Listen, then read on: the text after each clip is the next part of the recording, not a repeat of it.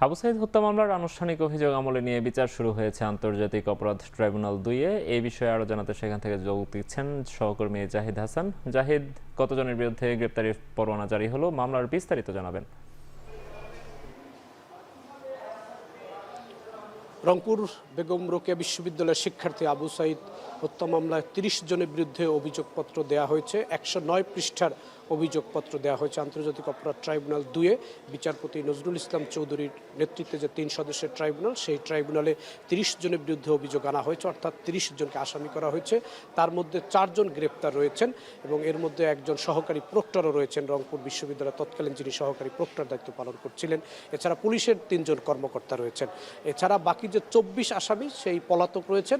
তৎকালীন যে বেগম রোকেয়া বিশ্ববিদ্যালয়ের উপাচার্য ছিলেন হাসিবুর রহমান বাচ্চু, তাকে প্রধান আসামি করা হয়েছে আবু সাঈদ হত্যা মামলার ঘটনায়। তিনি জুলাইয়ের আন্দোলনের প্রথম শহীদ এবং এই তৎকালীন ভিসি সহ ২৪ জন পলাতক রয়েছেন। সেই ২৪ জন পলাতকের বিরুদ্ধে গ্রেফতারি পরোয়ানার আবেদন করা হয়েছে এবং সেটির উপরে শুনানি হয়েছে।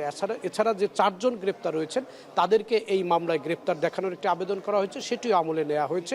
সবকিছু মিলে এখন আদালতের কার্যক্রম চলছে যে আবু সাঈদকে যে হত্যা করা হয়েছে এবং আবু সাঈদের ওপরে যে পুলিশের গুলিবর্ষণ করা হয়েছিল, তার যে গণমাধ্যমের যে সংবাদের ফুটেজগুলো রয়েছে, যে তথ্য প্রমাণগুলো রয়েছে, সেগুলো আদালতের সামনে উপস্থাপন করা হয়েছে।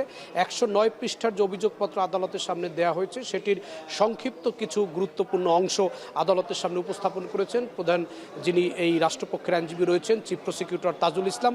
তিনি শেখ হাসিনা সরকারের ১৫ বছরের বিভিন্ন যে অপকর্ম, দুঃশাসন এবং বিভিন্ন যে হত্যাযজ্ঞ, সেগুলো তুলে ধরেছেন। জুলাই আগস্টের আন্দোলনে সরকারের পক্ষ থেকে যে শিক্ষার্থীদের আন্দোলন দমন করার যে নির্দেশনাগুলো দেওয়া হয়েছিল আইনশৃঙ্খলা বাহিনীকে, সে বিষয়গুলো তিনি তুলে ধরেছেন।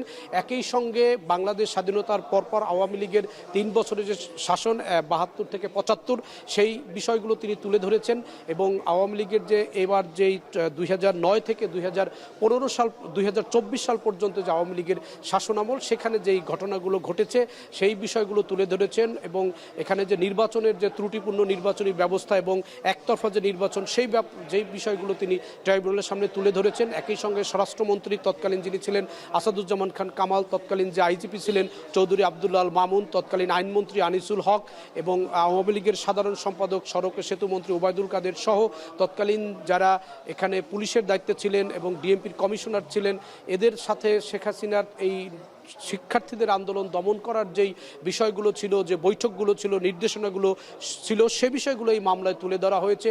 একই সঙ্গে তিনি সংবাদ সম্মেলনে আন্দোলন উস্কানি দেওয়ার মতো বক্তব্য দিয়েছেন, সেই বিষয়গুলো তিনি তুলে ধরেছেন তাজুল ইসলাম। সব কিছু মিলিয়ে এই যে আবু সাঈদ হত্যা মামলার যে প্রেক্ষাপট, সেটি তুলে ধরেছেন এবং তার যেই ময়নাতদন্ত প্রতিবেদন, সেটি ২-৩ বার পরিবর্তন করা হয়েছে এবং এই তার ময়নাতদন্তের প্রতিবেদন এবং আবু সাঈদ কীভাবে মারা গেলেন সেই মেডিকেল রিপোর্ট পরিবর্তনের জন্য কারা বল প্রয়োগ করেছিলেন, কারা চাপ দিয়েছিলেন এবং কারা এটি পরিবর্তনের জন্য সহায়তা করেছেন, সেই বিষয়গুলো উঠে এসেছে। এবং তৎকালীন এই রংপুর মেডিকেলের যে সাচিপের যে চিকিৎসক যারা আবু সাঈদের এই হত্যা যেই প্রতিবেদন, সেই প্রতিবেদন বদলে ফেলার জন্য কাজ করেছেন, তাদের বিরুদ্ধে অভিযোগ আনা হয়েছে। সব কিছু মিলে ৩০ জন আসামির বিরুদ্ধে অভিযোগ আনা হয়েছে, যার মধ্যে ২৪ জন পলাতক রয়েছেন, ৬ জন গ্রেপ্তার রয়েছেন। এই বিষয়গুলো নিয়ে আমরা পরবর্তীতে যখন নতুন কোনো তার তারিখ ধার্য হবে এবং রাষ্ট্রপক্ষ থেকে যখন ব্রিফিং করবেন আনুষ্ঠানিকভাবে, তখন আমরা আরও বিস্তারিতভাবে জানাতে পারবো। নোমান। আবু সাঈদ হত্যা মামলার আনুষ্ঠানিক বিচার কার্যক্রম নিয়ে জানাচ্ছিলেন সহকর্মী জাহিদ হাসান।